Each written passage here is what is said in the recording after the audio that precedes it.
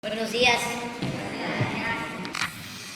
Bueno, antes de informar sobre la situación de salud, como todos los martes, quiero expresar mi más profundo pésame a familiares de migrantes mexicanos, guatemaltecos, hondureños, que murieron ayer asfixiados en un tráiler, una tremenda desgracia. Esto ocurrió en San Antonio, Texas. Hasta ahora son 50 los fallecidos, 22 de México, 7 de Guatemala, 2 de Honduras y 19 todavía sin información sobre su nacionalidad. Estamos apoyando, está desde ayer nuestro cónsul, están también funcionarios de Migración de México y vamos a estar atentos para apoyar a los familiares de las víctimas, el traslado de los cuerpos y desde luego hacer la investigación en lo que a nosotros nos corresponde,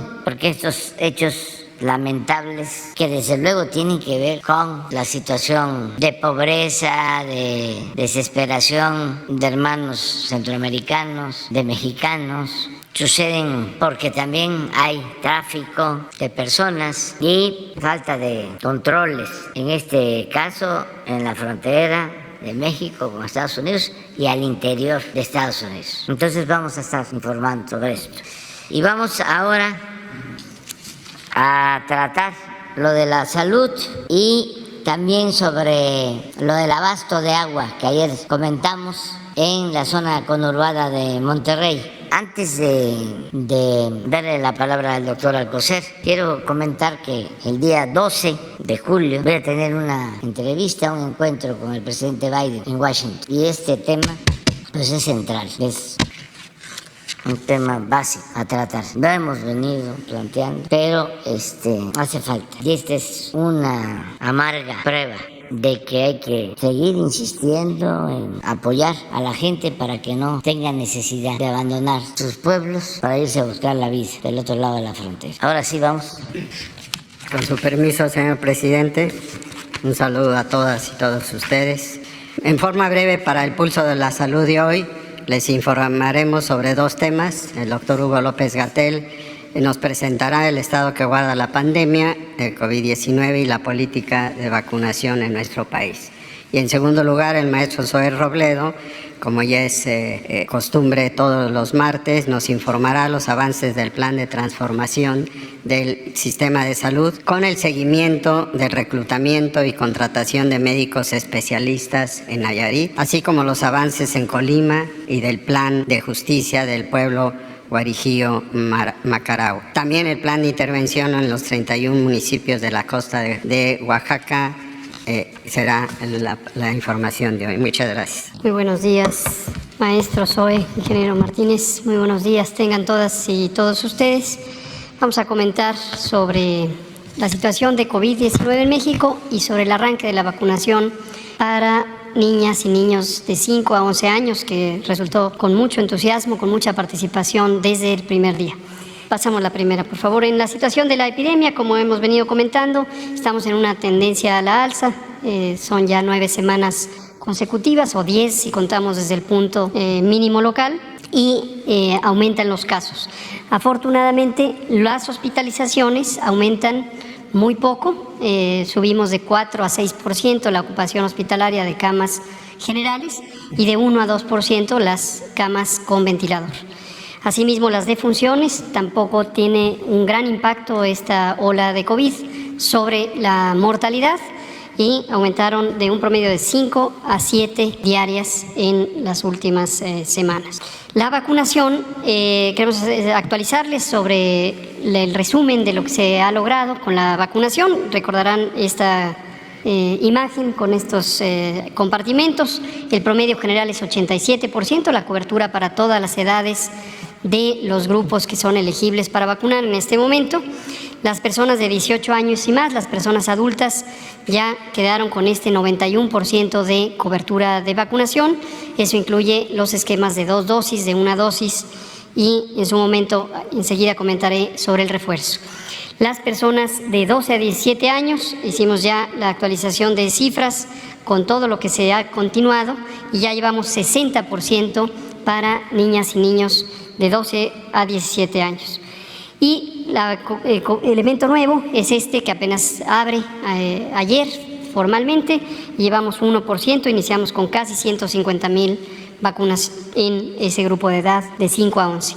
Los refuerzos vemos que han continuado y tenemos ya una cobertura del 70% con 56.5 millones de personas adultas que han recibido su tercera dosis, cuando son los esquemas de 2 dosis, segundas si son de única dosis. Y queremos también aquí comentar un elemento importante. Nos han preguntado sobre el intervalo entre dosis para las personas menores.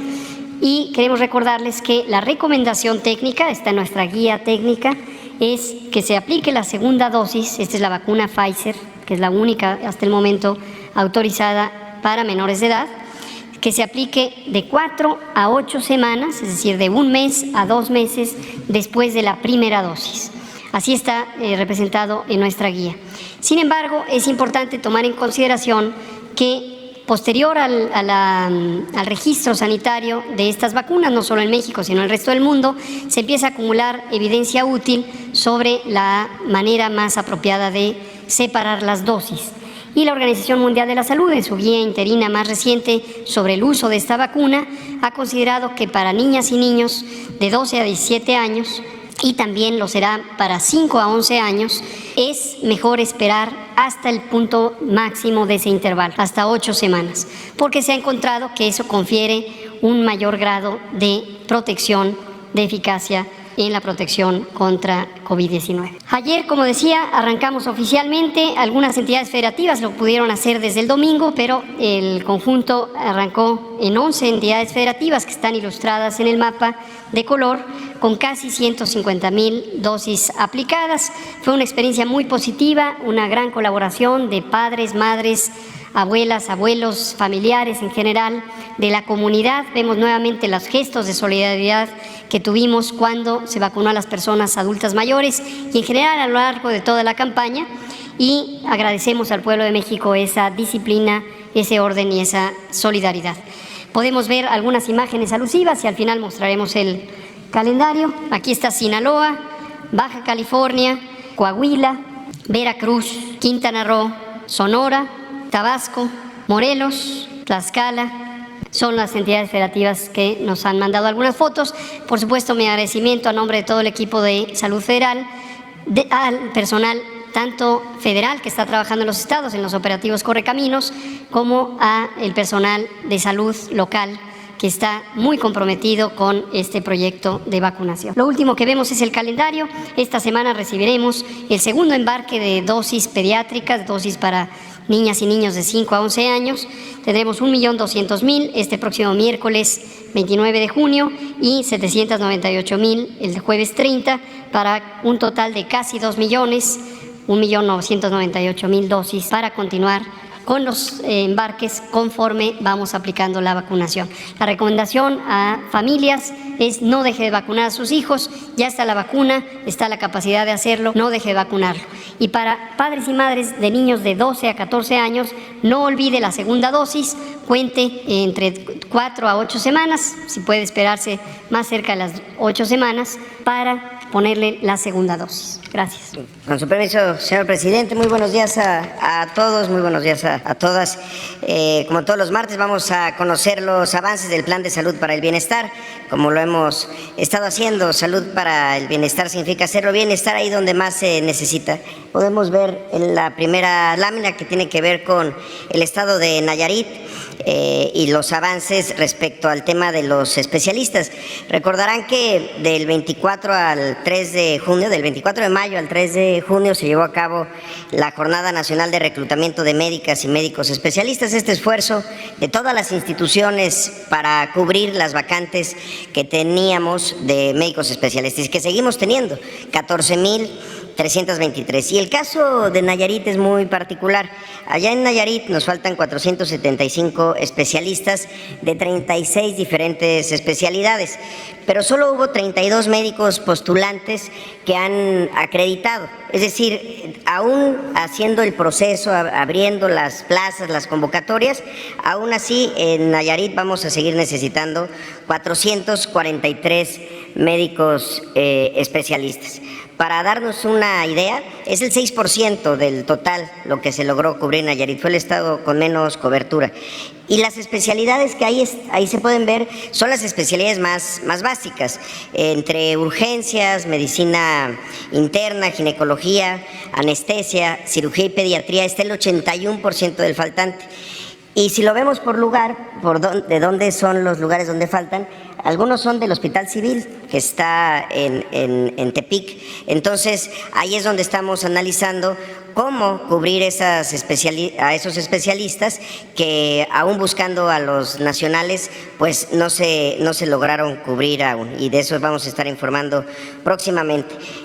La siguiente, por favor. También informar que en Nayarit ya concluimos una de las partes más importantes del proceso, que es habilitar todos los quirófanos. Un hospital cuyo quirófano está funcionando, pues difícilmente le podemos decir hospital, y ya hoy en Nayarit el 100% de los hospitales del estado que atienden a la población que no tiene seguridad social ya están funcionando todos sus quirófanos.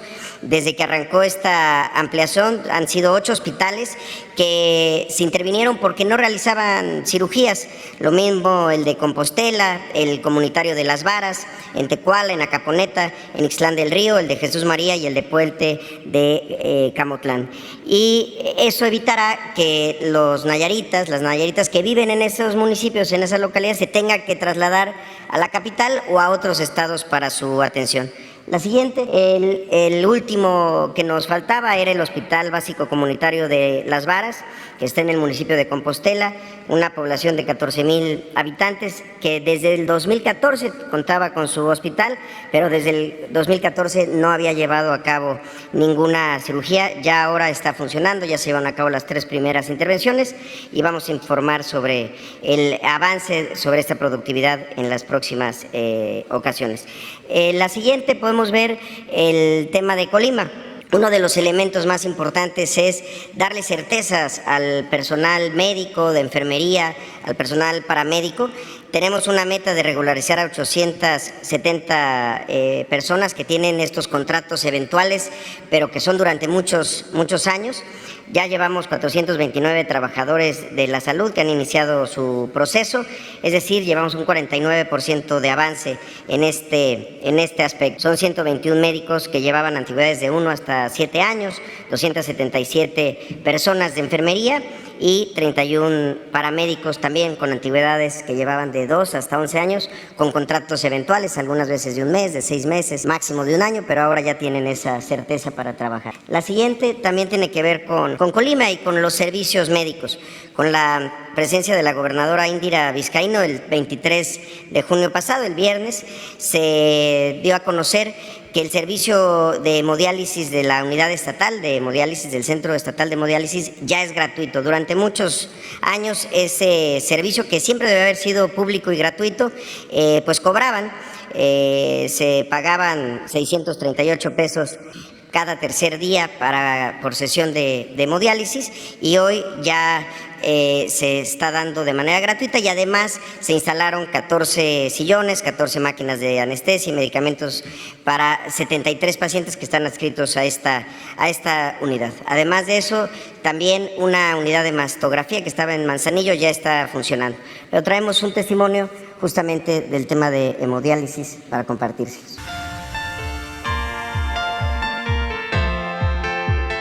Hola, estamos muy contentos aquí en el centro, en la Clínica Estatal de Hemodiálisis de nuestro estado. Muy feliz de verdad, porque a partir del día de hoy las y los pacientes que están siendo atendidos aquí, que al día de hoy suman 73, ya van a recibir su tratamiento de manera 100% gratuita. Esto es de un gran significado, porque en todos lados, cuando nos encontrábamos con personas que vienen a recibir su tratamiento, nos comentaban esta necesidad. Ellos pagaban 638 pesos en cada una de sus terapias, es decir, aproximadamente 7,500 pesos mensuales. Y a partir de hoy, en este operativo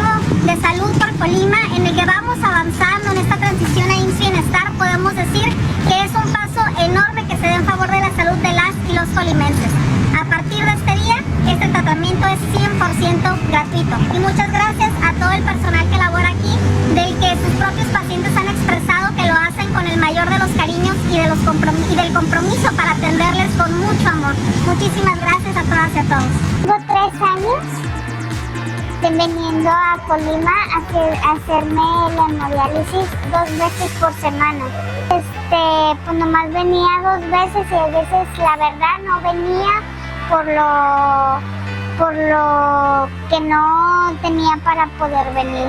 Y hoy estamos muy contentos y muy emocionados porque recibimos la noticia de que los pacientes van a poder accesar a sus sesiones de hemodiálisis de acuerdo a lo prescrito por nosotros los médicos y sin pagar su sesión de hemodiálisis. Me da mucha felicidad a mí como médico y creo que vamos a lograr mejores metas terapéuticas y los pacientes van a tener mucha mejor calidad de vida y un mejor pronóstico. Gracias. Y bueno, de Colima nos pasamos a Sonora para presentar los avances del Plan de Justicia para el Pueblo Guarijío. El pasado 20 de mayo el presidente López Obrador estuvo en esa región del sureste de Sonora y planteó un plan de justicia que incluía elementos de salud. Estuvimos allá en Mesa Colorada el jueves 23 para ponernos de acuerdo con la comunidad, con los gobernadores tradicionales, con el gobierno del estado. Estuvo con nosotros el doctor Alomía en representación del gobernador Durazo. Y parte de los acuerdos fue esta región de Sonora principalmente está en el municipio de Álamos, y en ese municipio, en Álamos, la cabecera municipal, hay un hospital de 43 años de antigüedad, que fue en su momento uno de los hospitales de IMSS-Coplamar hace ya casi 40 años y que tiene varias deficiencias, principalmente en infraestructura, en equipamiento. Le hace falta muchísimo personal, médicos especialistas y cobertura en todos los turnos. A partir de eso fue que se estableció un plan de mejoras de este hospital, además de habilitar un albergue para que el pueblo guarijío, que viene de comunidades muy, muy lejanas, a veces de traslados de 4 o 5 horas o a veces más, puedan llegar a este albergue y atenderse en el hospital. Y además de eso, ahí mismo en Mesa Colorada vamos a tomar una unidad, un centro de salud para convertirlo en una unidad médica rural del IMSS Bienestar, para garantizar que tenga todos los insumos y todo el personal para la atención en todos los turnos. Y adicionalmente a eso, cambiar la ambulancia para hacer los traslados a estas otras comunidades y además instalar ahí una unidad médica móvil que puede estar haciendo las visitas a todas las otras comunidades. Una de las peticiones también que estamos ya trabajando es instalar una antena de comunicaciones para poder dar a conocer cuando hay alguna urgencia. Y de esta manera vamos a poder atender a toda la población de Guajaray, de Corogui, de Burapaco, de Cábora, incluso de otras comunidades que están fuera de Álamos, en el municipio vecino de Quiririego. Y finalmente, también en el caso de Sonora, si nos pueden pasar la siguiente, el día de hoy salieron un equipo de 92 personas del programa Bienestar, ya para en los hospitales de todo el resto del estado empezar a hacer las capacitaciones y las intervenciones ya en el modelo de atención, para que muy pronto Sonora se sume también ya a la operación plena de este programa.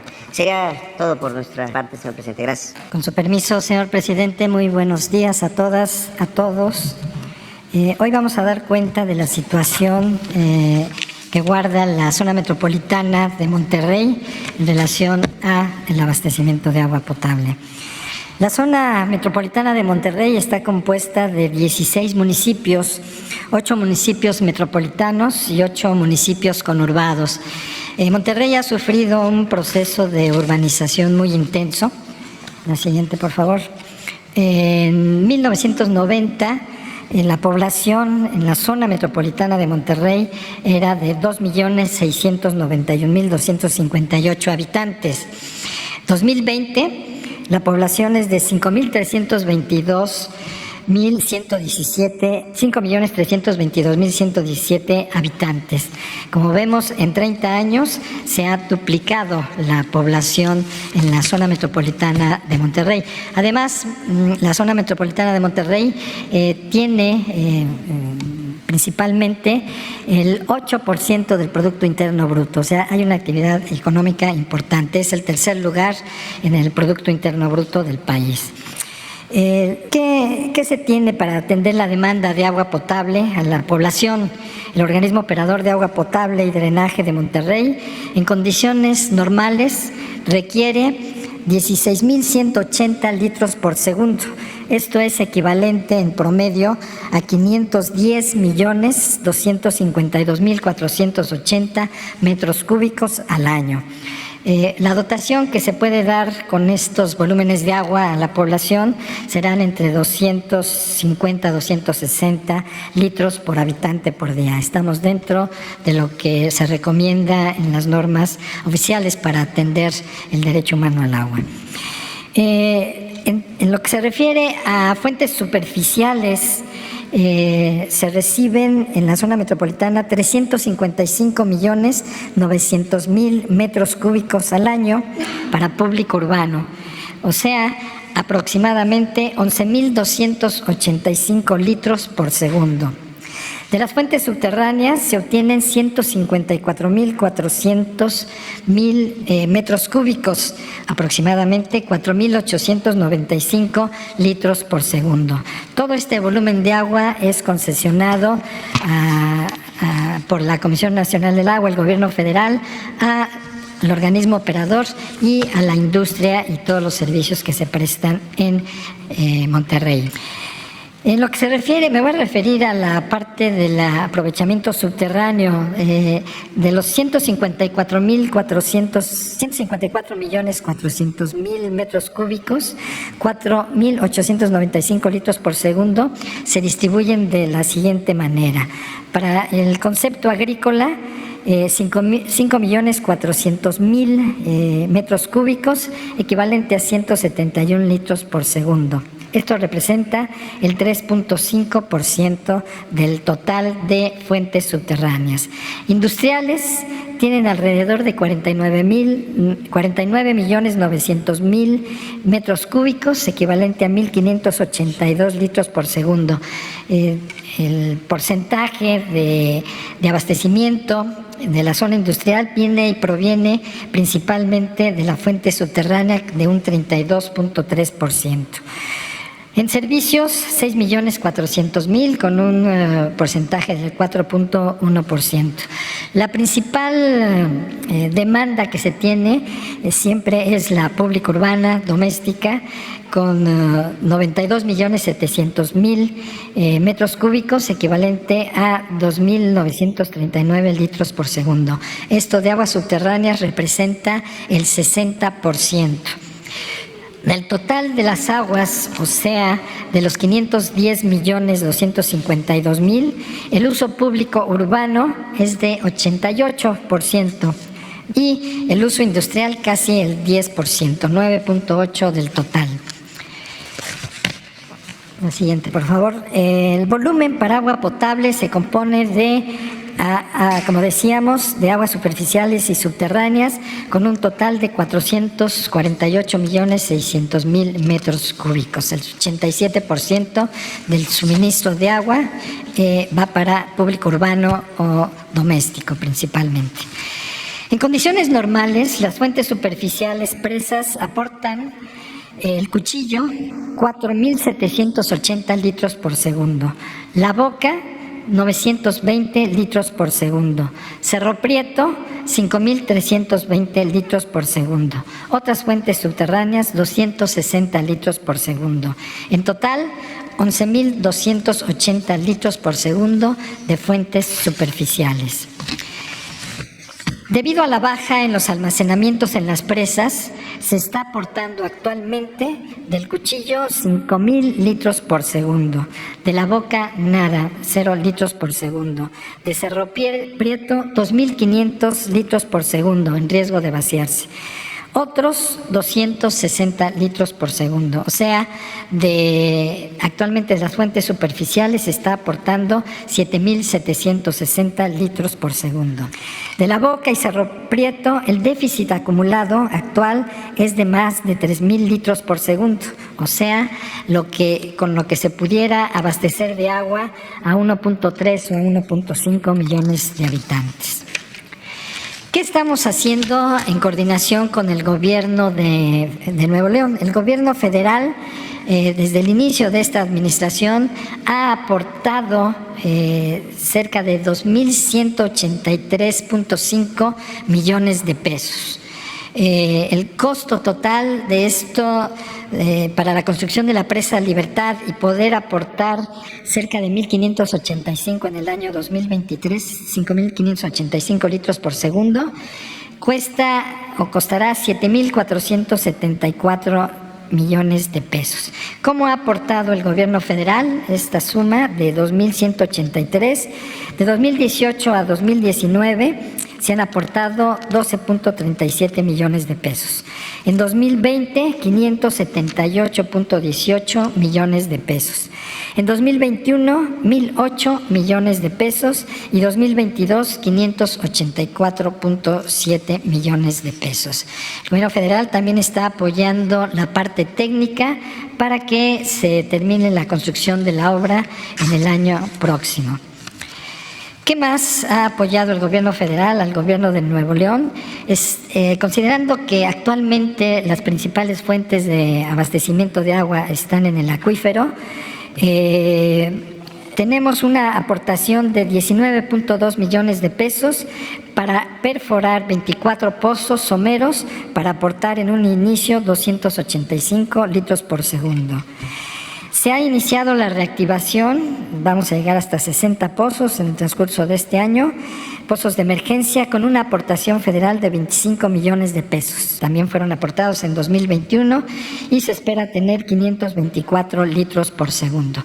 El año pasado, viendo que la presa Cerro Prieto estaba disminuyendo su capacidad, en coordinación con el gobierno de Nuevo León, se invirtieron por parte del gobierno federal 23 millones de pesos para la instalación de equipo de bombeo flotante en la presa y poder obtener los 2.500 litros por segundo que actualmente se están aportando.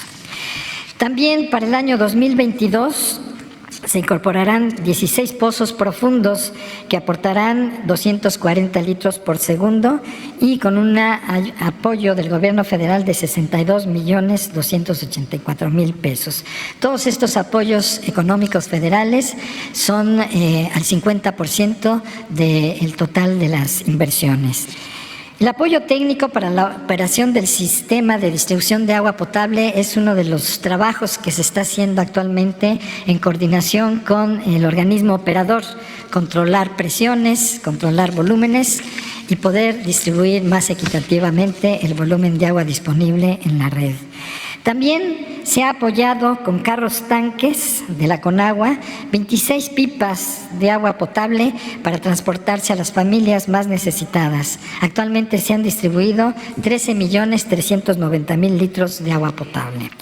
También algo muy importante que está haciendo el gobierno federal, se han establecido acuerdos con la industria. Hay compromisos para inyectar directamente a la red 200 litros por segundo hasta incrementarlo a 500 litros por segundo. También estamos en acuerdos con la zona agrícola, citrícola de las zonas cercanas a la zona metropolitana de Monterrey para aportar de agua superficial hasta 1.000 litros por segundo, agua que puede ser conducida hasta el acueducto Cerro Prieto. Las principales aportaciones de lluvia que pudiera tener el estado de Nuevo León provienen de las condiciones meteorológicas, o sea, los ciclones tropicales que se presentan en el Golfo de México, en el Atlántico. Actualmente está activo un ciclón tropical, el que le denominamos 2. Se tiene pronosticado que va a impactar a Nicaragua. Sin embargo, la actividad en el Golfo de México da posibilidades de lluvia a Nuevo León. vamos a esperar las siguientes semanas si tenemos algunos efectos de las bandas de este ciclón tropical. Voy a hacer un pequeño resumen de los industriales que actualmente están registrados, que tienen concesiones con la Comisión Nacional del Agua. Tenemos como principales concesionarios Industrias Alcal, ¿sí?, con un volumen concesionado de 4.457.000 metros cúbicos. Esta concesión se dio en el 2015 y está hasta el 2015 y se registró en 1994. Todas estas concesiones han sido registradas principalmente en el año 1994, las más recientes son a finales de la administración pasada. Los principales industriales, como decía, Industrial de Alcali, Ternium de México, que tiene un volumen concesionado de 2.522.880, un organismo público descentralizado, Parque Fundidora, 2.241.000, la cervecería Cuauhtémoc, Heineken, 2.212.000 en una concesión y 1.419.000 en otra concesión. Bebidas purificadas, 1.400.000 metros cúbicos. Y así vemos también Ternium, que tiene 1.371.816 metros cúbicos. ILSA, 1.299.000.000.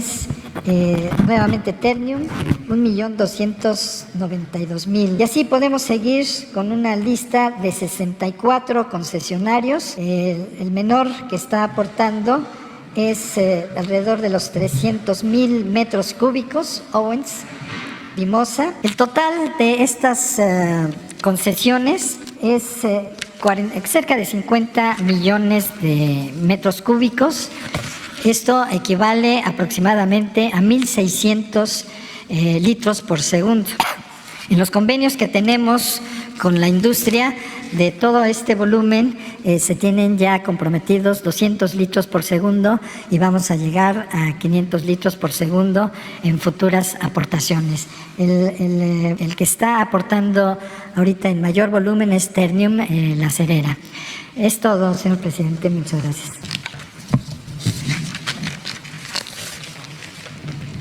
Dos, tres, cuatro, 5, 6, 7, 8. Muchas gracias, presidente. Buenos días, Shaila Rosagel, corresponsal del Grupo Gili, El Imparcial de Sonora, La Crónica de Mexicali y Frontera de Tijuana. Presidente, preguntar, con su reciente visita a Sonora dieron fecha para que abrir el hospital de especialidades de Hermosillo para el 15 de septiembre. Preguntar si esta fecha sigue en pie, si va a ser el 15 de septiembre, si nos pudieran dar avances de cómo va pues lo que hacía falta en el hospital. Y sí, a partir del 15 de septiembre ya va a estar completamente abierto al público ya este hospital. También preguntar sobre lo que acaban de informar del plan de justicia para los guarijíos. En lo que respecta al hospital de Álamos, si ya tienen la inversión que se va a destinar para este hospital, para mejorar este hospital, ¿cuántos especialistas se van a contratar para este hospital? Porque ni siquiera hay pediatra, ¿no? En Álamos, si tiene pensado llevar equipos, por ejemplo, para atender a infartados, todo esto. Y para las comunidades de la sierra, como pues los guarijíos, si están pensando en alguna ambulancia aérea o algo, porque pues como vimos que fuimos hasta allá, pues está muy lejos de Mesa Colorada y otras comunidades que están todavía más alejadas de lo que es la cabecera municipal. ¿Cómo tienen previsto pues solucionar este problema cuando haya algún caso grave en la sierra, ¿no? Para que puedan llegar hasta Álamos, o si en el hospital en el centro de salud de Mesa Colorada ahí va a haber algo para urgencias graves? Gracias. Sería mi primera pregunta. Sí, ayer tuvimos una reunión con todos los integrantes del sector salud y estábamos haciendo un recuento de compromisos para que empiecen a funcionar hospitales, como es el caso del Hospital de Hermosillo, que le hace falta sobre todo personal especializado y terminar de resolver problemas de carácter administrativo. Hicimos el compromiso de septiembre y lo vamos a cumplir. Ayer les hablaba yo de eso, precisamente, porque yo no puedo quedar mal. Desde luego es la atención médica a la gente, pero si voy y digo en septiembre va a estar funcionando, pues no es de echarle la culpa a nadie, que porque las autoridades que se fueron no compraron los equipos o no fueron buenos administradores, lo que sea. Tenemos nosotros que cumplir y eso se los planteé ayer, como el hospital de Ciudad Juárez, que hicimos el compromiso de terminarlo, porque se lo inauguraron prácticamente en obra negra. Fue pura escenografía cuando estaba el señor Duarte, pero ¿cuánto tiempo ha pasado desde entonces? Y tenemos el compromiso. Y lo mismo el hospital de Ticul, en Yucatán, que también lo dejaron en obra negra. Y otros en Oaxaca, que yo creo que es el estado de todos, en donde más hospitales inconclusos quedaron, alrededor de 50. Porque era una forma de robarse el dinero. Se entregaba el dinero y se decía vamos a hacer un hospital y así justificaban el gasto. No lo terminaban, se quedaban con los moches, las extorsiones. El contratista no cumplía porque ya había pagado el soborno y luego, aunque lo terminaran, no tomaban en cuenta que un hospital requiere inversión para operar.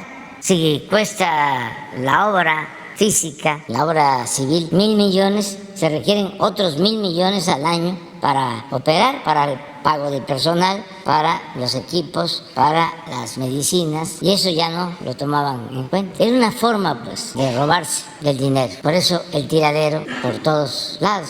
Entonces eso, pues, se está resolviendo y se está atendiendo, por lo que preguntas sobre cuándo va a estar este hospital de Hermosillo. Sobre los guarijíos hicimos el recorrido, es parte del programa de salud pública, sobre todo en las regiones más pobres del país. Cuando tomaron la decisión de descentralizar el sistema de salud, solamente dejaron los hospitales del IMSS Bienestar a cargo de la Federación. Todo lo demás lo pasaron a los estados y la Federación le transfería los recursos a los estados. Y no en todos los casos, pero sí llegaban los recursos a los estados en ocasiones y se usaban para otras necesidades o se desviaban. Y el sistema de salud lo destruyeron por completo. Entonces, ahora ese sistema federal del IMSS Bienestar es el que queremos aplicar como modelo en todo el país con la federalización para que haya atención a toda la población que no tiene seguridad social, que es la mayoría de la población del país. Entonces estamos rescatando hospitales para convertirlos en hospitales IMSS Bienestar. Ese hospital de Álamos era un hospital IMSS Bienestar. Hace un poco más de 40 años que se inició ese programa y ese lo convirtieron en un hospital de salud manejado por el Estado. Y está, como los hospitales de salud en general, abandonado y ahora va a volver a ser un hospital del IMSS Bienestar. Y esto requiere, desde luego, ya se está haciendo, pues de equiparlo, de que se tengan todos los especialistas. Vamos a tener el problema, ya empezamos. Por eso todos los martes vamos a estar informando, a levantar el sistema de salud. Y el compromiso es que antes de que termine nuestro gobierno, vamos a tener un sistema de salud de primer orden, como lo merece la gente. Pero no es fácil, es todo un desafío, porque a diferencia de lo que opinan los expertos al servicio de la mafia conservadora, el modelo neoliberal que impusieron para robar destruyó el sistema de salud. Y no solo eso, nos dejó sin médicos. No hay en México los médicos que necesitamos. No tenemos en México los especialistas que necesitamos. El periodo neoliberal fue un retroceso, fue un rotundo fracaso, porque apostaron a privatizar la salud, a que hubiesen hospitales de especialidades con los mejores médicos, con la mejor tecnología en las grandes ciudades, hospitales en donde el que llega ahí, si no tiene un seguro, pues para pagar su atención médica tendría que vender su casa por lo que cobran.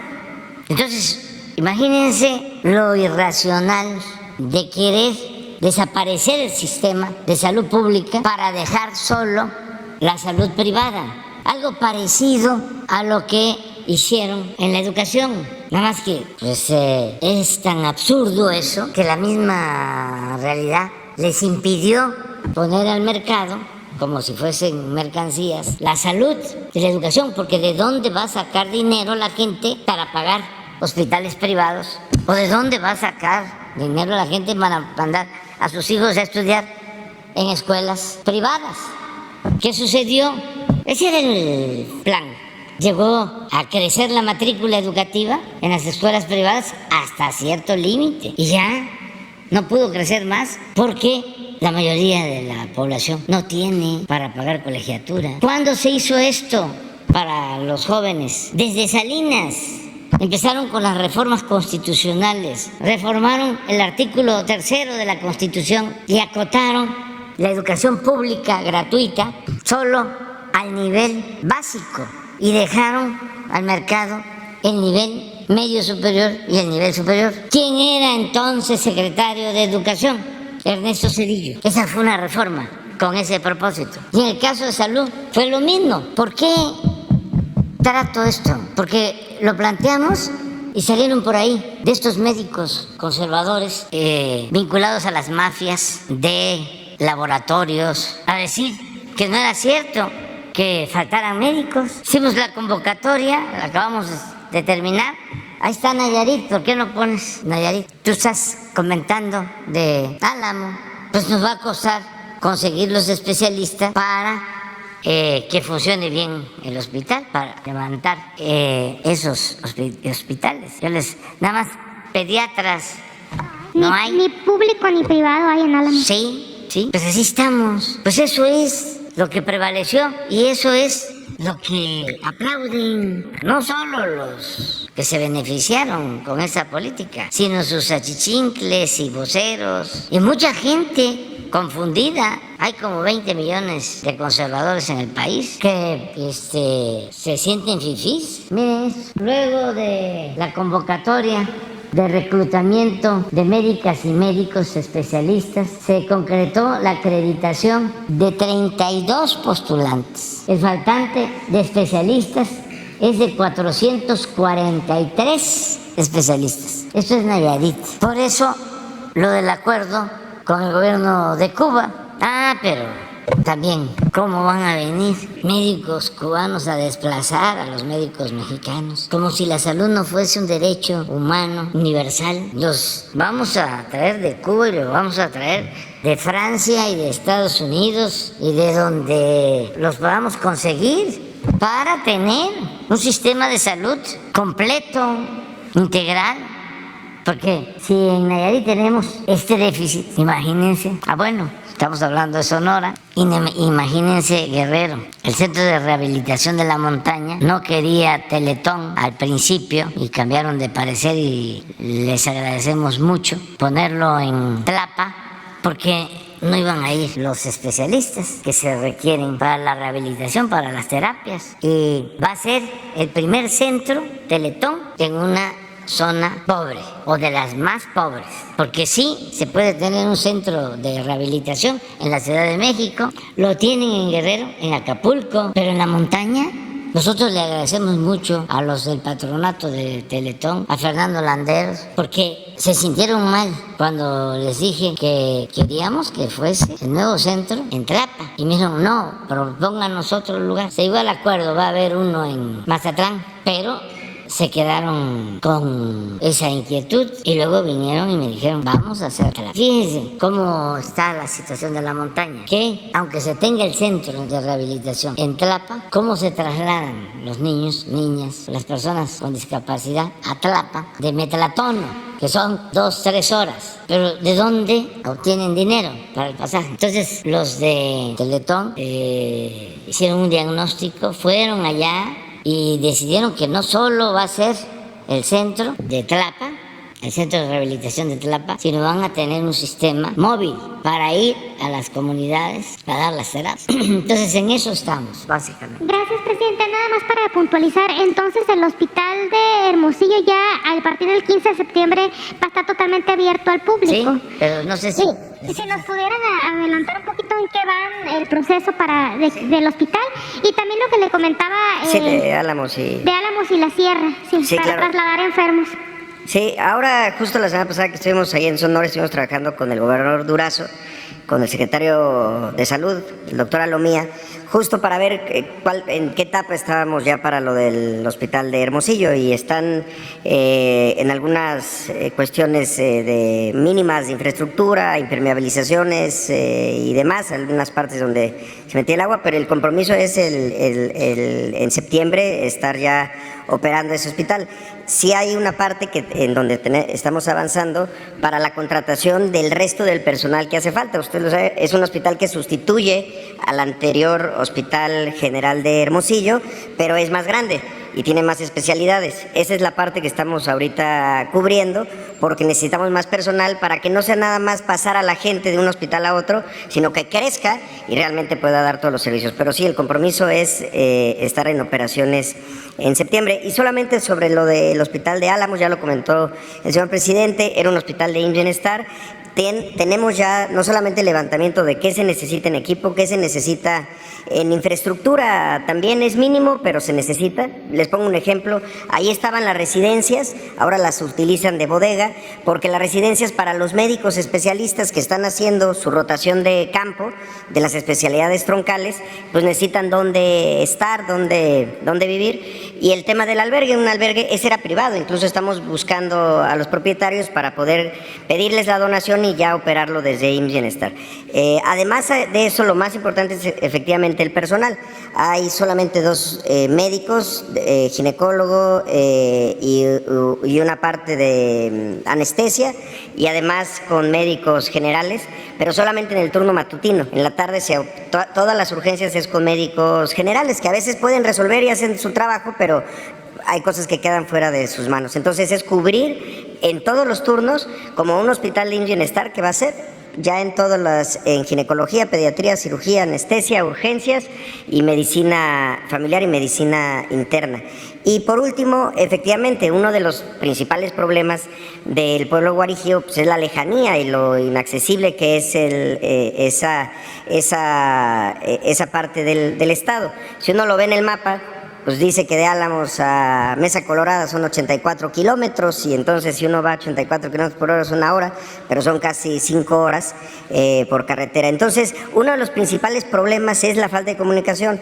En Oaxaca estamos trabajando con Estrategia Digital de Presidencia, instalando antenas en las unidades médicas rurales. Lo mismo vamos a hacer allá, para que entonces lo podamos conectar al Centro de Regulación de Urgencias Médicas. Hay urgencias que, teniendo ya la ambulancia, pueden hacerse en ese traslado, pero hay otras urgencias que requieren de un traslado aéreo, porque tienen ya cuestión de horas para salvarle la vida a una persona. Pero lo primero era conectarlas, por eso estamos instalando esta antena, para que puedan dar a conocer al Hospital de Álamos o incluso al CRUM de Sonora, al Centro de Urgencias, que tienen una necesidad. Y solo por último, lo que se comentaba, estamos en el proceso, junto con toda la Secretaría de Salud, para que todos los hospitales de bienestar tengan el servicio de trombolisis. Es el tema de código infarto, es decir, que una persona que acude a un hospital que no necesariamente tiene cardiólogo, pero sí tiene a un personal capacitado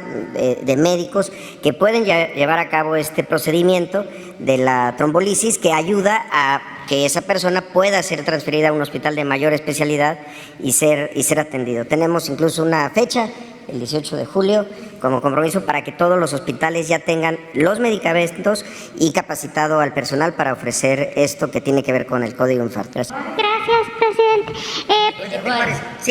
Sí, del hospital de Juárez, ustedes conocen la situación. Era un hospital de salud que se empezó a hacer, se inauguró incluso. Lo que nosotros hemos estado trabajando y no hemos parado fue primero, como era parte de todo este polígono donde estaba el galgódromo, la primera etapa era resolver la propiedad. Hasta hace muy poco, hace 6 meses, se terminó de resolver toda la parte jurídica para recibir el terreno y poder intervenir. Ya concluimos el proyecto y justamente acabamos de hacer una serie de modificaciones para que el hospital ya empiece la construcción con el proyecto ejecutivo que tenemos. Había una decisión que tomar que tenía que ver con esa estructura, que en realidad uno lo ve por fuera y pareciera que está terminado. Es una estructura metálica cubierta, digamos, por fuera, pero no tiene nada por dentro. Y se hizo un estudio para resolver si lo mejor era mantener esa estructura y sobre esa construir o empezar de cero. Se verificó que sí se podía construir utilizando la parte que llaman centro oncológico, que no era un centro oncológico, no era nada en realidad, para poderlo hacer todo en esa parte baja. Y en el caso de Ticul también era una APP que se había hecho en un gobierno del Estado, se emproblemó con la empresa, se detuvo, se resolvió también la parte jurídica que tenían con esa empresa y ya estamos nada más en espera de una serie de procedimientos con la Secretaría de Hacienda, porque ese hospital va a dar servicio a toda esa zona de Yucatán, pero no solamente en las especialidades troncales, sino también en la parte de rehabilitación. Hay una enorme necesidad en todo el país, también en Yucatán, para el tema de rehabilitación, terapia física y trauma y ortopedia. Entonces se definió que la mejor vocación para ese lugar era esto. También hemos estado trabajando con el gobierno del Estado, hicieron ellos y ya nos entregaron un dictamen de protección civil que se tenía que tener también para ya poder iniciar. Gracias, presidente. En un segundo tema y ya último tema, preguntarle sobre su visita a Estados Unidos con el presidente Biden el 12 de julio. Si nos puede adelantar un poco el plan antiinflacionario que le va a presentar y también sobre este tema migratorio, si este va a ser uno o el principal tema después del inflacionario que va a tratar con el presidente, y si nos pudiera adelantar también un poco sobre esta agenda, qué día se va a ir a Estados Unidos, qué día se regresa, cómo va a ser ese 12 de julio allá en esta visita. Bueno, me voy un día antes, el día 11, la reunión es el 12, todavía está definiéndose la agenda conjuntamente. Hoy tengo una reunión con el embajador de Estados Unidos en México, se va a tratar sobre este asunto. Desde luego el tema migratorio es central. También lo que tiene que ver con la cooperación para enfrentar el problema inflacionario, cómo nos ayudamos mutuamente y otros temas que vamos a desarrollar. Una revisión de la necesidad de integrarnos. Hemos venido insistiendo en el apoyo a Centroamérica y también en que se incrementen las visas temporales de trabajo, que se ordene el flujo migratorio. Lo he planteado, no solo al presidente Biden, desde que estaba el presidente Trump, porque hay una realidad que a ellos les cuesta mucho trabajo aceptar, sobre todo por sus dogmas y su política antiinmigrantes. No tienen fuerza de trabajo, no hay fuerza de trabajo, ni en Estados Unidos ni en Canadá, para que puedan crecer y producir y no estar solo consumiendo lo que se produce en Asia, en China.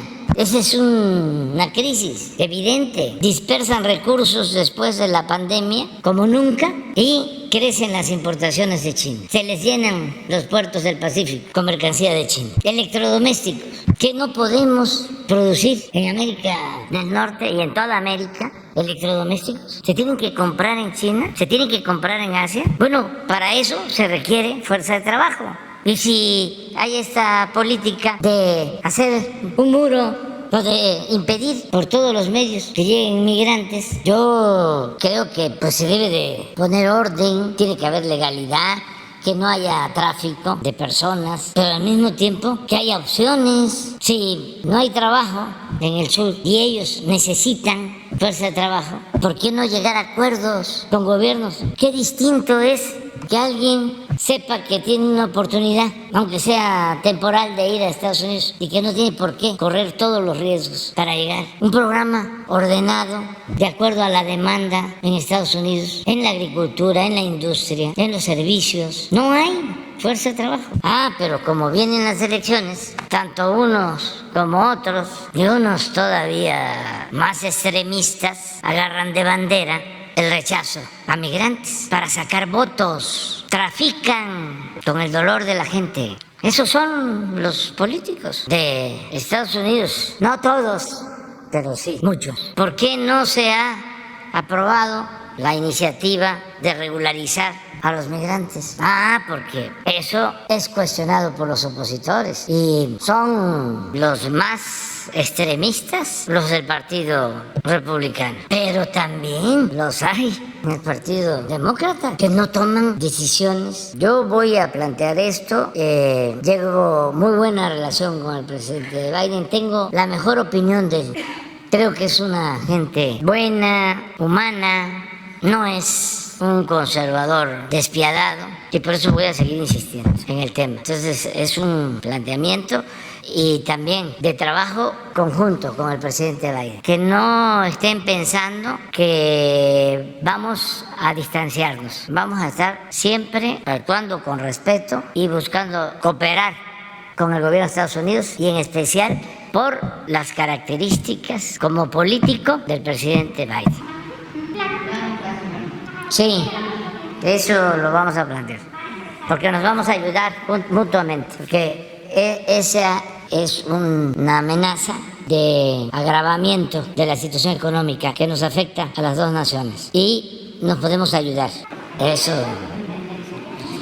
hasta allá todavía no, pero sí estamos trabajando en una propuesta que vamos a hacer en su momento, de cómo nos complementamos, cómo la inflación tiene tres importantes componentes: lo energético, los alimentos y otros bienes. ¿Cómo logramos que en estos tres componentes no haya aumento de precios? Con el secretario de Relaciones Exteriores me va a acompañar mi esposa porque está programada una reunión con la esposa del presidente Biden, no solo para estos temas, sino ellas tienen, con todo respeto, pues otro programa más vinculado a lo educativo, porque la esposa del presidente Biden es maestra y hay muy buena amistad con Beatriz en ese campo y van a visitar escuelas y bibliotecas. Es otra actividad. Todavía no está nada definido, pero pues sí son dos agendas, lo que tiene que ver con inflación, migrantes, cooperación para el desarrollo, Centroamérica, integración de todo el continente americano con respecto a las soberanías. Ya vamos a darles a conocer. Lo de los empresarios está revisándose. Va a depender mucho del tiempo, pues del tiempo que disponga el presidente Biden, su equipo. Nosotros somos invitados y ya nos avisaron que quisieran que el encuentro fuese el día 12 todavía. Esos detalles, pero ya en estos días se va a dar. Seguramente también vamos a tratar lo relacionado con el combate a la corrupción, las armas, la seguridad. Es amplio. Y vamos a hablar también de otras cosas, de temas que no tienen que ver solo con lo material. Como decía Martí, nuestro José Martí, no hay que preocuparse solo por el bienestar material, hay que preocuparse también por el bienestar del alma. ¿Cómo quedamos entonces? ¿Quién es? Ustedes ya denle el micrófono al que le corresponda. ¿A quién? Ya. Buenos días, señor presidente. Buenos días a los funcionarios que le acompañan. Buenos días a todos. Sósimo Camacho, de la revista Contralínea. Ya mencionaba usted hace unos momentos cómo se trataron supuestamente de construir hospitales en toda la República, hospitales que resultaron muy onerosos y que la mayoría de ellos ni siquiera se concluyeron, y aquellos que se concluyeron ni siquiera funcionaron. La mayoría de estos hospitales se construyeron bajo un esquema conocido como PPS, proyectos de prestación de servicios, y esto, señor presidente, ocurrió no solamente a nivel federal, hay casos a nivel estatal. Hay un caso de la Ciudad de México y que no necesariamente es de materia de salud. Estamos hablando del sistema de comunicaciones y transportes. Hay un expediente de 2010 al que Contralínea ha tenido acceso, un análisis que están haciendo incluso las actuales autoridades de la Ciudad de México, que tiene que ver con la línea 12. Se trata, señor presidente, cuando en 2010 se endeudó por 15 años las finanzas públicas locales por más de 30,000 millones de pesos. Esto para adquirir 30 trenes mediante un esquema de contratación como el que le estoy comentando, de prestación de servicios a largo plazo. Y esta operación, que ha sido investigada por Contralínea, de la cual hemos publicado una primera parte, vendrán otras al respecto, fue planeada para disfrazar este endeudamiento exorbitante, pues la operación significó, por haberlo hecho mediante PPS, un sobreprecio del 200%. La operación debió de ser de 12,000 millones de pesos y como se hizo bajo este esquema, el costo se elevó a más de 30,000 millones de pesos y además se va a terminar de pagar hasta 2026. Como decíamos, con un sobreprecio de 20,000 millones de pesos.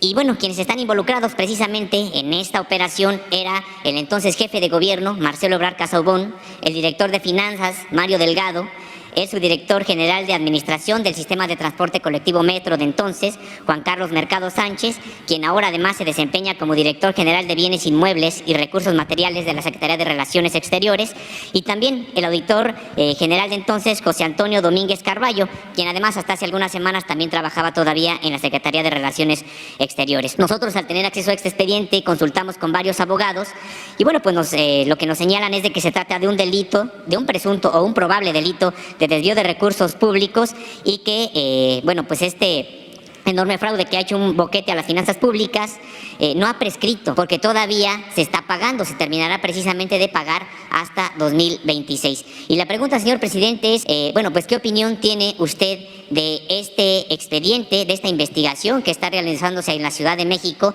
toda vez que involucra a varios funcionarios que se encuentran hoy en el gobierno federal, particularmente en la Secretaría de Relaciones Exteriores? Bueno, aquí hay dos cosas. Una, de que esa era la práctica durante mucho tiempo. Desde Hacienda recomendaban a los gobiernos estatales ese mecanismo para hospitales, para carreteras, para reclusorios, para la construcción de edificios públicos. Era un mecanismo de financiamiento muy oneroso porque cobraban de más en la construcción y luego cobraban de más en el financiamiento. Yo tengo el ejemplo de que construimos, cuando fui jefe de gobierno, el hospital de Iztapalapa, Belisario Domínguez, 350 millones de pesos, 150 camas, financiado de manera directa, como estamos haciendo todas las obras. Algunas, aclaro, hemos tenido que renegociar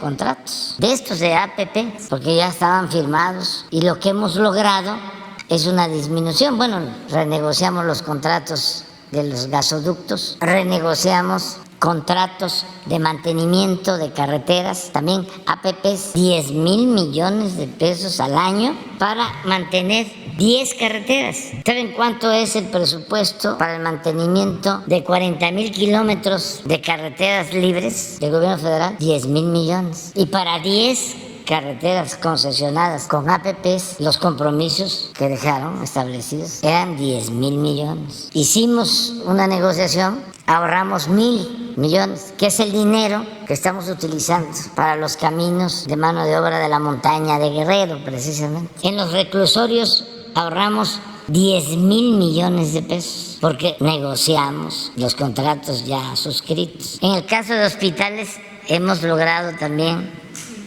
reducir la cantidad, pero era la tónica, o sea, era la política que se seguía. Entonces, ya eso ya no se aplica. Y les decía yo del hospital de Iztapalapa, 350 millones al año o a los 2 años construyen, pero ya con el sistema de APPs, el hospital de Zumpango, en el Estado de México, 7,000 millones de pesos. Está pagando todavía el gobierno del Estado de México como 200 millones de pesos al año, creo que por 20 o 25 años, para un hospital igual, de 350 millones a 7,000 millones. Entonces, ese era un mecanismo que se aplicaba. Estoy seguro que en el caso de los trenes, por lo que me estás planteando, pues Hacienda lo recomendó de esa manera y creo que la actual jefa de gobierno va a buscar una reestructuración de ese contrato. Señor presidente, y es que además de este mecanismo que se utilizó de PPS, incluso, por ejemplo, como un dato, se creó una empresa, Provetren, apenas 4 meses antes de que le dieran el contrato junto con CAF, con un capital de 50,000 pesos para manejar pues miles de millones de pesos que hasta la fecha, bueno, pues se le tienen que seguir pagando. Y recordar, señor presidente, que estos funcionarios fueron investigados, fueron inhabilitados y se les encontró responsables precisamente de la comisión de estas irregularidades. Sin embargo, prescribió la irregularidad, el probable delito, y por lo tanto quedaron, digamos que sin sanción, no porque hubieran resultado exonerados o inocentes de la investigación que se hizo, sino porque prescribió este probable delito. Y por eso la pregunta, señor presidente, sobre si no se tendría que revisar en la propia Secretaría de Relaciones Exteriores. Es que sería en todo el gobierno, era la política que había, todos, pero no solo los altos funcionarios públicos, empezando por los presidentes, porque ni modo que el presidente no sabía. Gracias, quién señor estuviese. presidente. Pero espérate, también hay que, ahora, esto es una recomendación fraterna, respetuosa, ¿no? Que no quiere, que no busca de ninguna manera limitar la libertad de expresión, ¿no? Aquí se permite todo. Nada más que acuérdense de que ya estamos en víspera, un poco anticipadas, pero ya estamos en víspera de elecciones, ¿sí? Entonces, cuando se señala a personas, pues, hay que procurar que no sea porque tengan posibilidad de ser candidatos o aspirar a cargos. Ustedes son serios en sus investigaciones, pero siempre en la historia de México la sucesión presidencial levanta muchas pasiones. Los fines de sexenios, ¿cuándo se van a dar los cambios? Entonces vamos todos a ser muy profesionales, muy objetivos, sí, y no entrarle a la politiquería. Es una recomendación respetuosa, nada más. Pero con toda la libertad que tiene. Sí, entendemos esa parte que existe, por supuesto que existe esta parte también. Sin embargo, bueno, pues el expediente ahí está. Sí, y hay que hablar, pero digo, tomar en cuenta eso, ¿no? Como se dice en la literatura, no hay texto sin contexto. Así es, señor presidente. En otro tema, señor presidente, bueno, hace algunas semanas el normalismo rural cumplió 100 años. 100 años de que, impulsadas por la Revolución Mexicana, generaron un modelo que hoy sigue vigente y que es prácticamente uno de los pocos modelos que ha generado el Estado mexicano, la sociedad mexicana en su conjunto, un modelo que fue a contracorriente desde que dejó Lázaro Cárdenas la presidencia de la República, el presidente que más apoyó estas escuelas. Fue siempre ya contracorriente porque el modelo chocaba ya sobre todo con el modelo neoliberal, pues de manera frontal, en el sentido que mientras el modelo neoliberal considera que la educación es un servicio por el cual hay que pagar, las normales rurales, por el contrario, dicen la educación es un derecho y los estudiantes tienen que tener garantizadas becas, manutención, comedor, etcétera, para una formación integral. Realmente a contracorriente sobrevivieron con muchísimos trabajos en precariedad absoluta. Usted ha reivindicado varias veces el papel de las normales rurales, ha señalado la propia herencia que han tenido para la alfabetización del pueblo mexicano. Sin embargo, señor presidente, pues hoy, todavía en plena 4T, estudiantes tienen que movilizarse para que se publique la convocatoria de ingreso, para que se les respete el comedor, para que se les compre un camión. Es, por ejemplo, el caso de Teteles, actualmente, quien precisamente, Teteles Puebla, por haberse movilizado, hoy enfrentan se han abierto 3 carpetas de investigación en contra de 44 estudiantes, la mayoría mujeres, 36 mujeres, y también se han abierto 24 procedimientos administrativos, precisamente a raíz de las movilizaciones que habían tenido. Está el caso también, por ejemplo, de Tiripetío, en Michoacán, donde aquí sí la mayoría de las carpetas abiertas, con más de 100 estudiantes procesados, provenían del sexenio anterior de Silvano Aureoles. Hoy tienen ya un diálogo abierto con el actual gobernador. Sin embargo, no ocurre así, por ejemplo, en Puebla, señor presidente, y pues preguntarle cuál es la opinión que tiene usted sobre este modelo educativo de las normales rurales y qué se va a hacer para evitar que en plena 4T estudiantes estén pasando lo que pasaban ya en los sexenios anteriores. Bueno, es que es un proceso. Hay en el gobierno, como sucedió durante el gobierno de Juárez, que tenía el mejor gabinete que ha habido de la historia de México. Se decía en ese entonces hombres, y ahora hay que agregarle mujeres y hombres, pero en aquel entonces hombres que parecían gigantes, todos. Y habían posturas ahí nada más, 2. No habían conservadores, pero sí habían liberales moderados y liberales radicales. Como Monfort, por ejemplo, era un liberal moderado. Ocampo era radical. Y así, en todos los gobiernos. Eso nos pasa a nosotros. Además, estamos en un proceso de transición. Fueron 36 años de predominio de una política. ¿Qué querían, por ejemplo, en el caso de las normales rurales? Desaparecerlas. ¿Qué no? El señor Chong, siendo gobernador de Hidalgo, desapareció el Meche y seguramente, pues él que venía de abajo, porque no era un aristócrata, pues lo pensó, porque ni modo que fuese tan insensible para no entender de que era la oportunidad que tenían los hijos de los campesinos, los hijos de los pobres, para poder tener una carrera, un trabajo, una profesión. Entonces seguramente se lo ordenaron. Y como antes era el sí señor, ¿qué horas son las que usted quiera que sea, señor? La disciplina. Entonces para poder escalar se necesitaba decir sí a todo. Entonces ese era el ambiente, pero eso tardó 36 años. Si por eso ahora con la transformación hay unos que están desconcertados. Imagínense cómo están los periodistas que vivían al amparo del régimen, o los jefes, que esto pues ha significado un cambio. Bueno, quedan todavía, porque es un proceso, el de la transformación, quedan polvos de aquellos lodos en nuestro gobierno.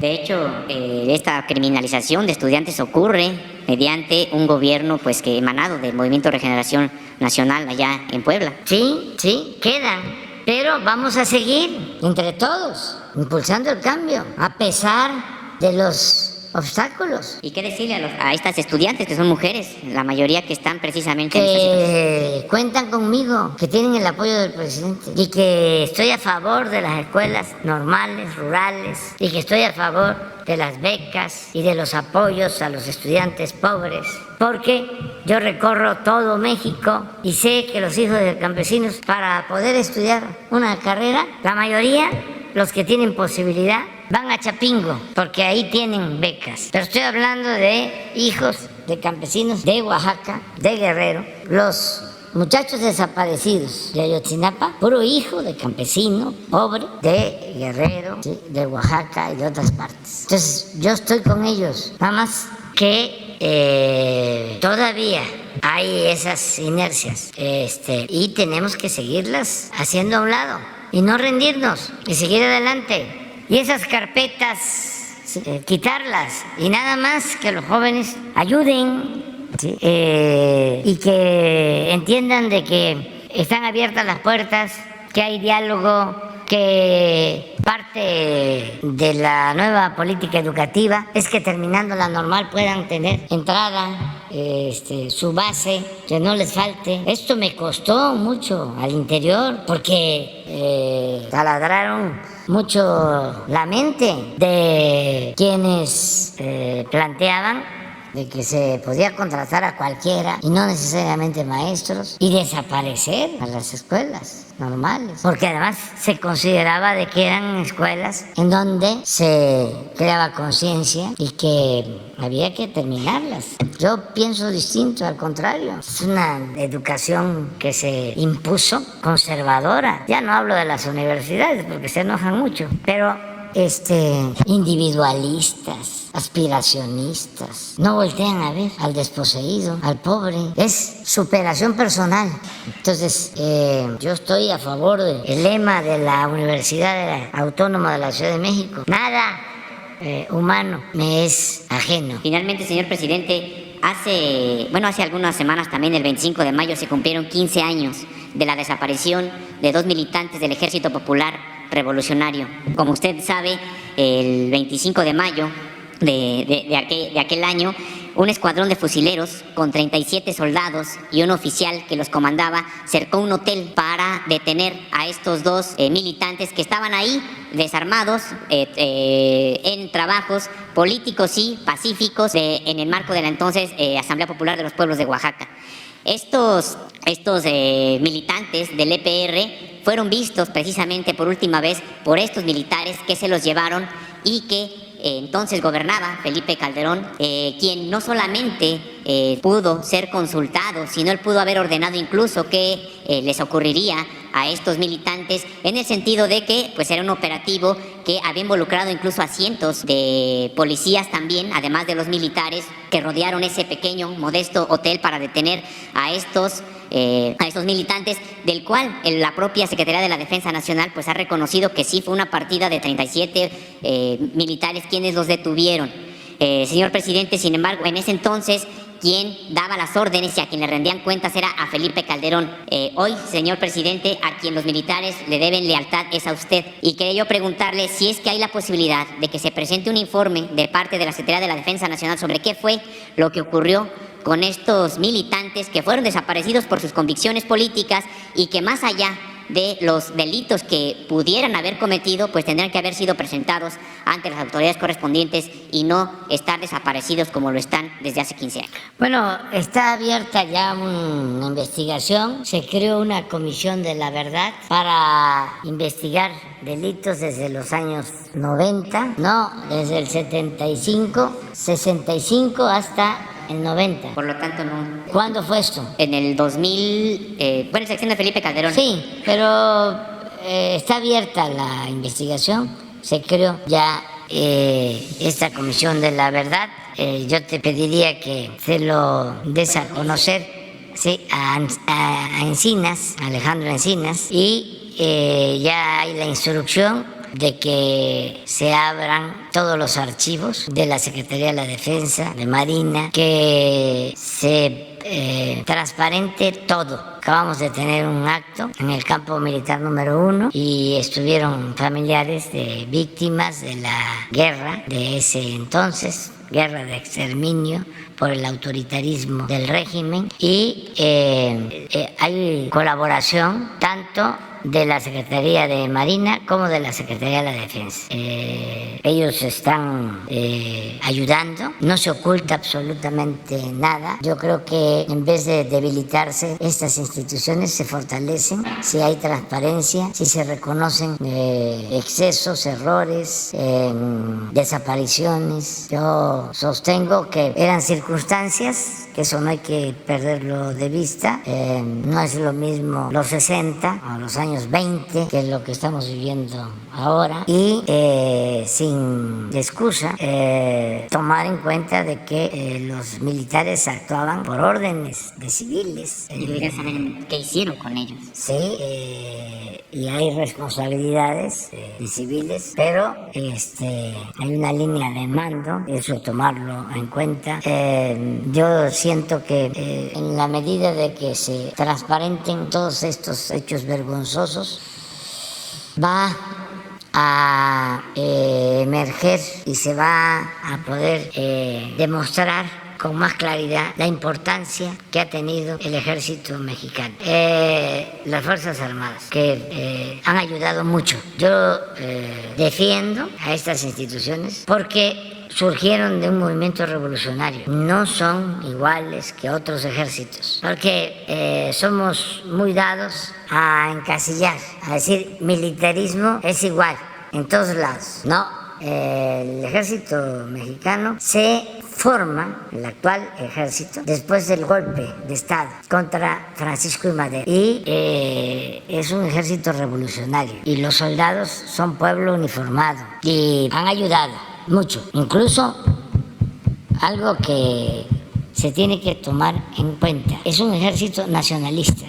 Por eso, en el caso de la defensa, no pudieron, cuando estaba en su apogeo la intromisión extranjera en México, porque lo permitieron los presidentes, no pudieron someter al ejército nacional. Entonces, es mejor la transparencia. A ver, estos fueron los errores que se cometieron. Estas fueron actitudes ilegales.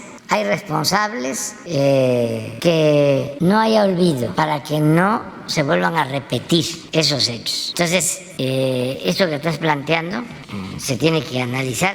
Yo veo que hacia adelante va a haber un asunto complicado que tenemos que enfrentar todos los mexicanos, porque el juicio de García Luna, estás hablando del periodo de Calderón, está involucrando a mucha gente, a muchas personas. No es una campaña periodística, es un juicio donde seguramente han declarado muchísimas personas. Y aunque en el tiempo del juicio, por razones de legalidad, se mantenga ese expediente en el anonimato, va a llegar el día en que se va a conocer todo. Por eso yo sostengo que es un asunto tan delicado que van a buscar darle largas. Parece que ya lo están haciendo. Entonces, no quiere decir que todo lo que esté ahí sea cierto, pero es mucho lo que hay de denuncias. Y esto también los tiene muy nerviosos, pero ahora sí, como diría el mismo clásico, ¿no?, del conservadurismo. ¿Y yo por qué? Así es, ¿y yo por qué o a mí por qué? ¿Yo por qué? ¿Y yo por qué? O sea, no, la lección mayor es que no se deben de querer resolver problemas sociales con el uso de la fuerza, con medidas coercitivas, con la violencia, con la guerra. Eso no resuelve problemas. Ahora que lamentablemente fueron asesinados los sacerdotes jesuitas, el único que entendió bien de lo que se trata fue el Papa Francisco. Si no fuese por el Papa Francisco, nosotros tendríamos una situación muy delicada, porque la Iglesia Católica tiene un dirigente político, espiritual, auténtico, un verdadero pastor, un seguidor de Cristo, un hombre bueno, humano. Cuando vino aquí, lo que pasa es que, como si pasara de noche, a mí me gustaría que se releyeran sus homilías, sus discursos. Ahora,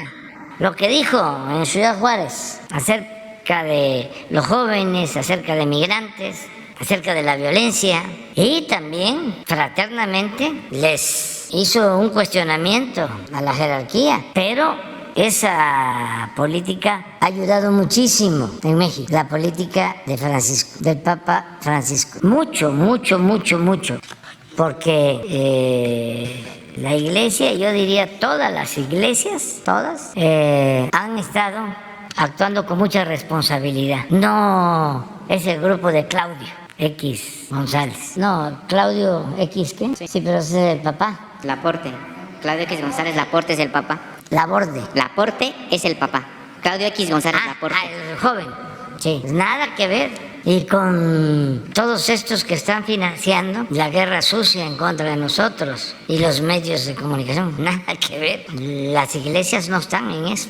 Señor presidente, entonces, decirlo, ¿no? Porque también es importante. Claro que ahora que se dio este lamentable caso de los asesinatos de los jesuitas, pues si hubieron protestas y además causa mucho dolor, yo lo comprendo, pero yo creo que ellos coinciden de que la paz es fruto de la justicia. Señor presidente, pero ¿qué decirle a los familiares y a los miembros de la propia organización a la que pertenecían Gabriel Alberto Cruz Sánchez y Edmundo Reyes Amaya? ¿Hay posibilidad de que se sepa qué ocurrió con ellos? Que se vea su caso. No hay impunidad para nadie, sea quien sea. Y hasta donde nos alcance el tiempo, hasta donde humanamente podamos, se va a hacer justicia, siempre. Gracias, presidente. Buscaremos al subsecretario Encinas. Gracias. ¿Quién queda? Muy buenos días, presidente. Amir Ibrahim del Quintana Roo MX.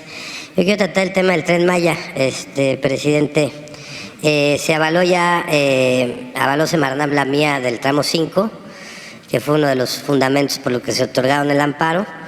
Preguntarle, señor presidente, qué sigue, si tiene alguna noticia sobre ya cuándo cuándo se va a volver a empezar la construcción del tren. Y en el mismo tema del Tren Maya, tuvimos acceso a una información, fuimos a Veracruz por unas denuncias que nos estaban haciendo unos transportistas respecto a la logística que tienen para transportar el balasto.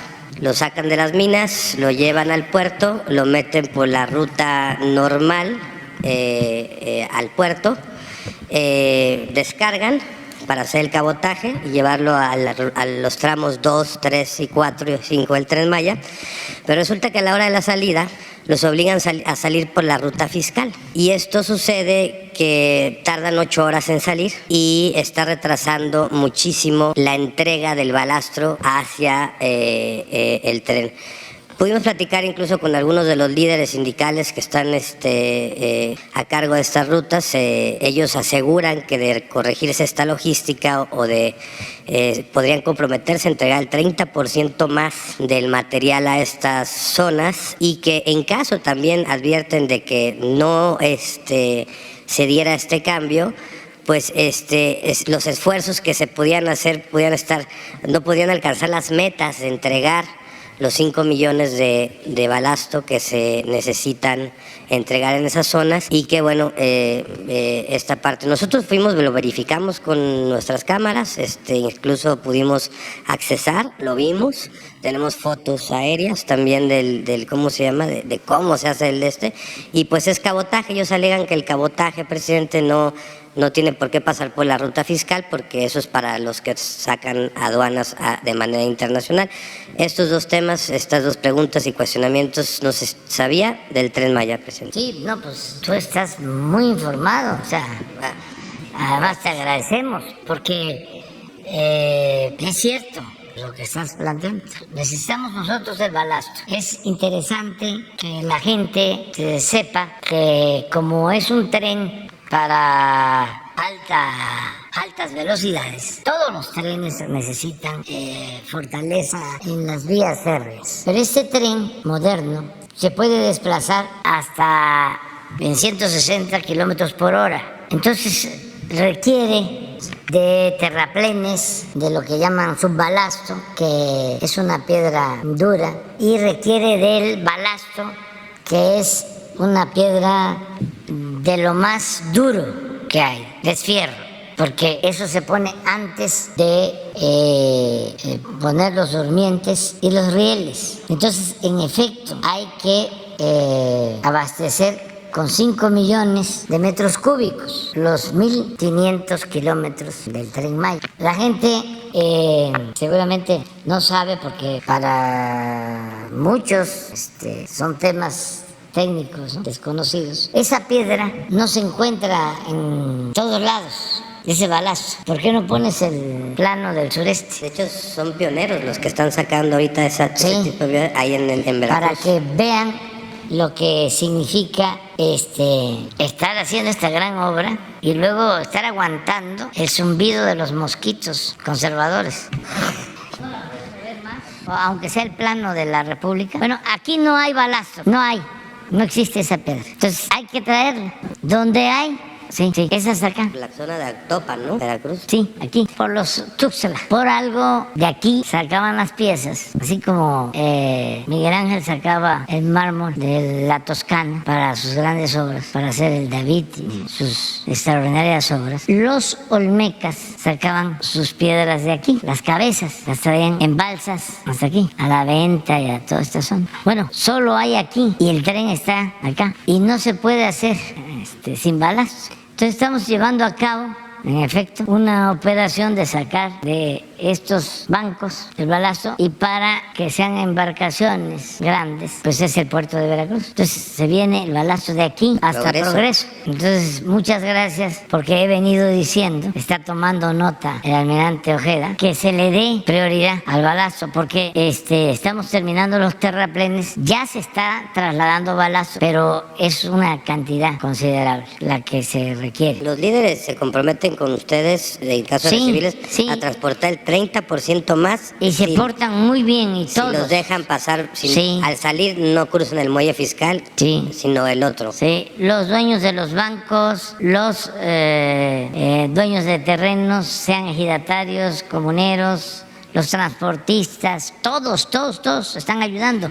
Acabamos de hacer una encuesta aquí, que tú conoces también, aquí donde nos tienen los amparos, aquí exactamente. Aquí está el grupo Xcarec, Calica, Río Secreto. Sí, con la gente. Y la gente no quiere que sigan destruyendo los de Calica. Y en la misma encuesta se les preguntó por el Tren Maya y sí quieren el Tren Maya. Bueno, no quieren a Calica, pero sí quieren el Tren Maya. Le informo que un grupo de pobladores de la zona están a punto ya de interponer una denuncia ambiental para que Calica reponga el daño que causó al medio ambiente, y ya van a ir con la denuncia ambiental. Sí. Ya está casi lista, yo he venido cubriendo eso, ya lo adelanté, pero bueno, ya viene la denuncia. Sí. Ahí de pero sí, persona. Tomamos nota de lo que está planteando.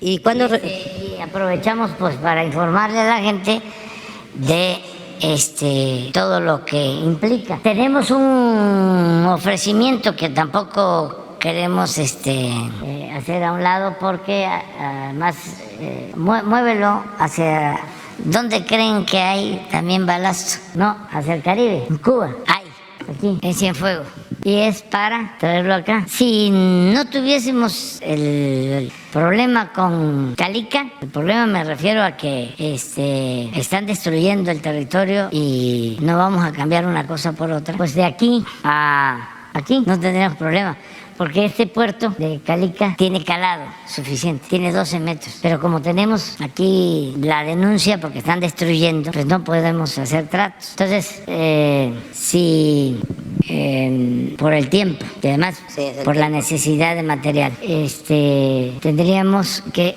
seguir con Veracruz y de aquí a Progreso para poder terminar. En eso estamos. Los transportistas dicen que sí pueden llegar a la meta de 5 millones sí se arreglan este tipo de logísticas que les quitan un montón de tiempo. Y lo estamos haciendo. Lo estamos haciendo y se están portando muy bien los transportistas y toda la gente, pues están ayudando. Pero qué bien que lo planteas, porque ya el secretario de Marina va a tomar nota. Lo otro, ¿qué era lo que planteas? Sobre si tenía fecha de cuándo vuelven a retomar los trabajos del Tren Maya en la Ruta 5. Está por resolverse lo de los amparos. No deben ya de demorar. No tienen razón de ser.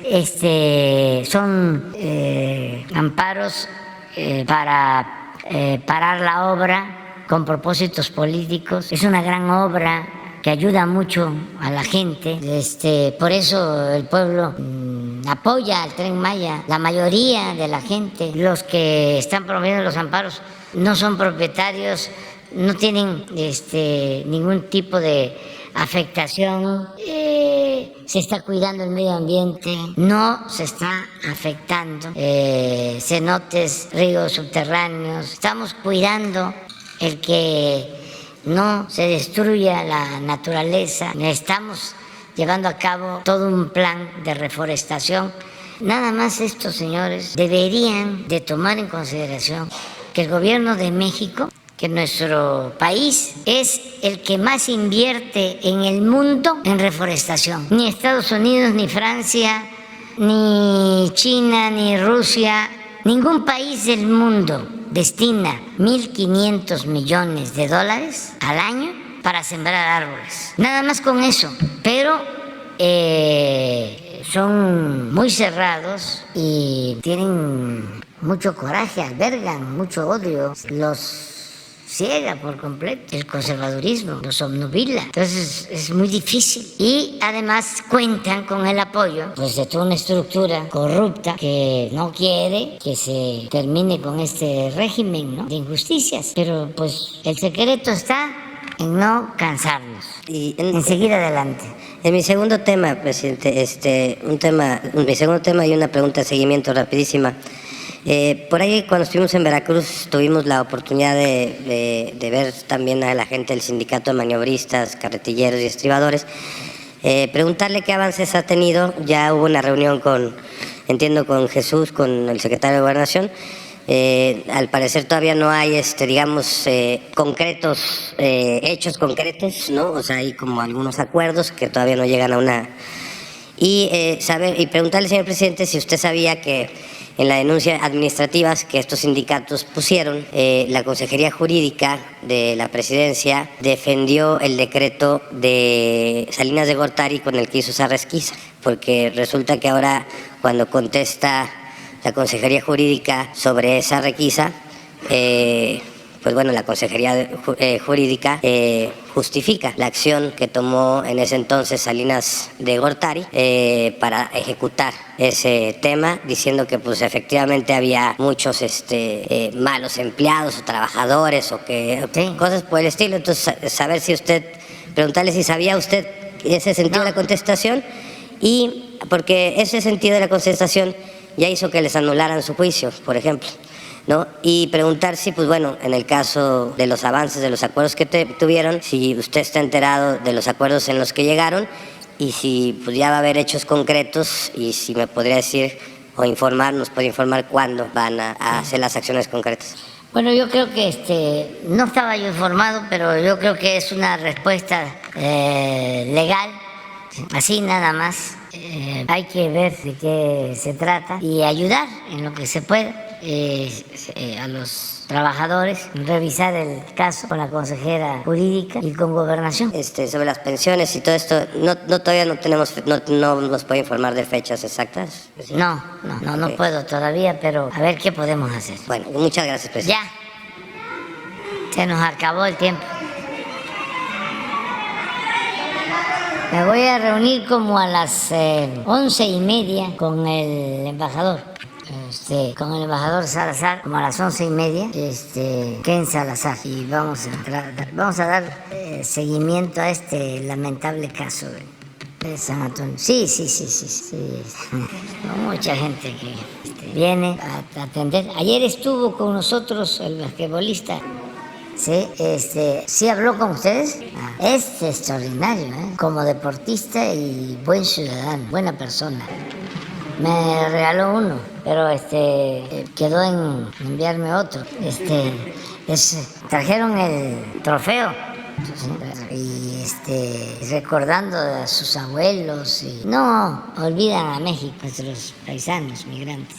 Eso es muy bueno, de mucha nobleza. Quieren mucho a nuestro país, porque él es hijo de padres mexicanos, de Michoacán, ¿sí? Y pues el básquetbol es de los deportes favoritos en Estados Unidos, como el fútbol americano, como el béisbol. Y me decía que en San Francisco, cuando la celebración, salieron los paisanos mexicanos con bandera también, y se bajó del carro y se fue caminando con ellos, y la gente feliz, nuestros paisanos allá con él. Y vamos a seguir impulsando el deporte. Bueno, nos vemos mañana.